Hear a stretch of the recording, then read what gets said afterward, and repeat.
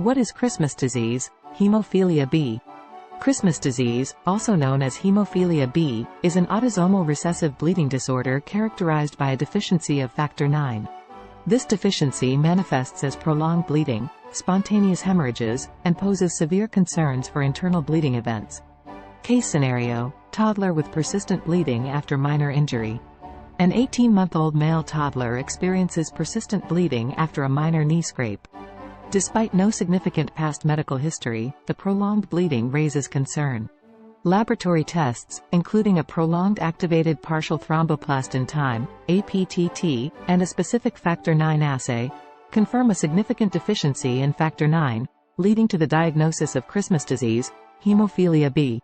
Clinical pearls. Accurate diagnosis and prophylactic treatment are critical.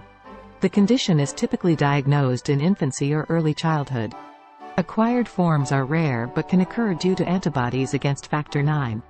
Predominantly affects males, although female carriers may exhibit symptoms. Screening tests. Activated partial thromboplastin time, APTT, is generally prolonged. Specific factor IX assays are definitive for diagnosis. Hemophilia B, Christmas disease, management. Factor IX concentrate administration is the primary treatment option. Regular monitoring for dosage adjustments is necessary. Factor IX deficiency. Factor IX is crucial for blood coagulation. Female carriers may exhibit mild symptoms due to lionization.